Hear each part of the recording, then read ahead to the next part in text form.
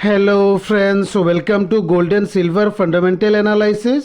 दोस्तों, आप लोग प्लीज़ चैनल को सब्सक्राइब कीजिएगा, बेल आइकन प्रेस कीजिएगा और वीडियो के डिस्क्रिप्शन पे व्हाट्सएप चैनल का लिंक दिया हुआ है। आप लोग लिंक क्लिक करके व्हाट्सएप चैनल ज्वाइन कीजिएगा। मार्केट आवर्स पे गोल्ड और सिल्वर के रिगार्डिंग अपडेट्स व्हाट्सएप पे मिलता रहेगा। दोस्तों, आप लोग साथ में लाइक, कमेंट और शेयर करके हम लोगों को मोटिवेट भी करते रहिएगा। दोस्तों, अभी हम लोग गोल्ड और सिल्वर के मूवमेंट को समझने के लिए प्रीवियस डेटा का एनालिसिस कर लेते हैं। दोस्तों, आप लोग देख सकते हैं हम लोगों ने व्हाट्सएप चैनल पे शेयर किया था 12 जून इंडियन टाइम के अनुसार 6 PM को यूएस का बहुत ही इंपॉर्टेंट सीपीआई का डेटा आया था और दोस्तों इसका एक्चुअल डेटा फोरकास्ट डेटा से कम आया था और उसी हिसाब से दोस्तों ये डेटा डॉलर इंडेक्स के लिए निगेटिव था और उसी हिसाब से गोल्ड और सिल्वर के लिए पॉजिटिव था। और दोस्तों 12 जून को इंडियन टाइम के अनुसार 11:30 PM को फेड का इंटरेस्ट रेट का डिसीजन आया था और उसी हिसाब से दोस्तों फेड ने इंटरेस्ट रेट अनचेंज्ड रखा था। दोस्तों, फेड ने अपने कमेंट्री में इस साल को सिर्फ एक ही बार रेट कट का बात बोला था और दोस्तों फेड का जो ओवरऑल स्टेटमेंट था ये हॉकिश था। उसी हिसाब से दोस्तों फेड के हॉकिश कमेंट्री के बाद डॉलर इंडेक्स में स्ट्रॉन्ग अपमूव दिखा और उसी हिसाब से गोल्ड और सिल्वर में स्ट्रॉन्ग डाउनफॉल दिखा। और उसी हिसाब से दोस्तों 12 जून को सीपीआई का डेटा आने के बाद जो है गोल्ड और सिल्वर में जो अपमूव दिखा था यह फेड के स्टेटमेंट के बाद से उसमें रिवर्सल दिखा।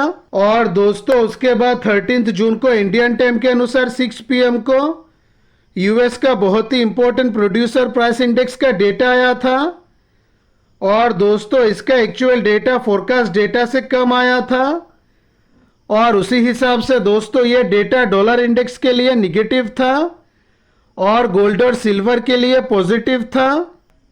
और दोस्तों उसके बाद 13 जून को इंडियन टाइम के अनुसार 6 PM को यूएस का बहुत ही इंपॉर्टेंट इनिशियल जॉबलेस क्लेम्स का डेटा आया था और दोस्तों इसका एक्चुअल डेटा फोरकास्ट डेटा से बहुत ही ज़्यादा आया था और उसी हिसाब से दोस्तों ये डेटा डॉलर इंडेक्स के लिए निगेटिव था और उसी हिसाब से गोल्ड और सिल्वर के लिए पॉजिटिव था। और दोस्तों उसके बाद लास्ट मंडे को चाइना का इंडस्ट्रियल आउटपुट का डेटा आया था और दोस्तों इंडस्ट्रियल आउटपुट का डेटा सिल्वर के लिए निगेटिव था।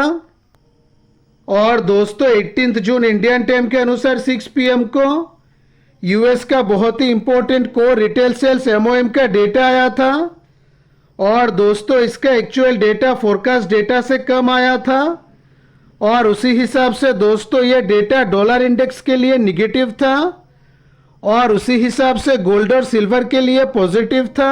और दोस्तों उसके बाद 18 जून को इंडियन टाइम के अनुसार 6 PM को यूएस का रिटेल सेल्स MOM का डेटा आया था तो इसका एक्चुअल डेटा फोरकास्ट डेटा से कम आया था और उसी हिसाब से दोस्तों ये डेटा भी डॉलर इंडेक्स के लिए निगेटिव था और उसी हिसाब से गोल्ड और सिल्वर के लिए पॉजिटिव था। और उसी हिसाब से दोस्तों लास्ट 1 वीक से जो भी डेटा आया है इनमें से फेड का हॉकिश कमेंट्री और चाइना का इंडस्ट्रियल आउटपुट गोल्ड और सिल्वर के लिए निगेटिव आया है।